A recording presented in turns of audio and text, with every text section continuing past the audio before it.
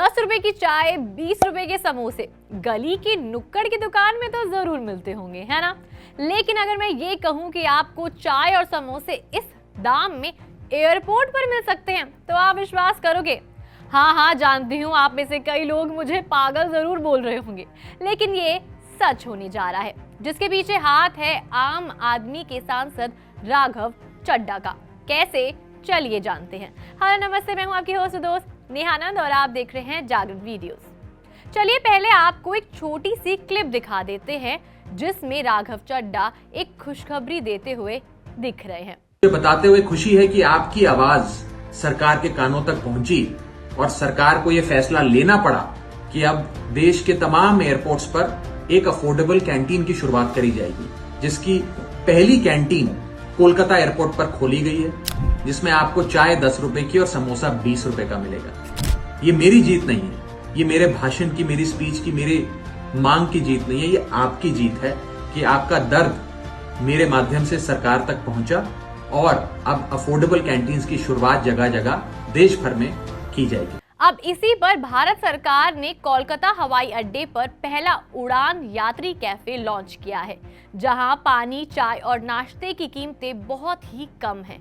आम आदमी पार्टी यानी आप के सांसद राघव चड्ढा ने कहा कि उनके प्रयासों के कारण हवाई अड्डों पर खाने और पानी की कीमतों में कमी आई है, जब सरकार ने किफायती उड़ान यात्री कैफे योजना की शुरुआत की। चड्ढा ने संसद में हवाई अड्डों पर अत्यधिक कीमतों पर बिकने वाले खाने पीने की चीजों का मुद्दा उठाया था, जिसके बाद सरकार ने उड़ान यात्री कैफे की शुरुआत की। जैसे कि चड्ढा ने एक बयान में बताया, चड्ढा ने सरकार को याद दिलाया कि उसने हवाई यात्रा को किफायती बनाने का वादा किया था, लेकिन बढ़ती लागत ने आम लोगों के लिए हवाई यात्रों को मुश्किल बना दिया है। उन्होंने लिखा, परिवर्तन को पनपता देखकर खुशी हुई। संसद के इस शीतकालीन सत्र के दौरान हवाई अड्डों पर भोजन की सामर्थ्य के मुद्दे को उजागर करने के बाद कोलकाता हवाई अड्डे पर चाय की कीमतें कम कर दी गई हैं।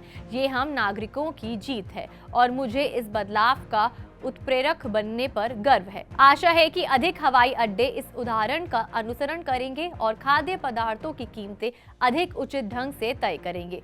मुझे अगले सत्र में कौन से मुद्दे उठाने चाहिए, ये बयान उन्होंने एक्स पर पोस्ट किया है। बता दें कि नागरिक उड्डयन मंत्रालय ने कोलकाता के नेताजी सुभाष चंद्र बोस अंतर्राष्ट्रीय हवाई अड्डे पर उड़ान यात्री कैफे की शुरुआत को पायलट प्रोजेक्ट के रूप में घोषित किया है।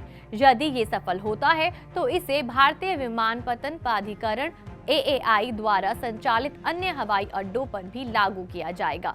अपनी संसद में की गई स्पीच में राघव चड्ढा ने क्या-क्या कहा है, चलिए सुन लेते हैं। सर, आज एयरपोर्ट्स पर खाना इतना महंगा है, बाजार के मुकाबले 2 गुना 3 गुना दाम है।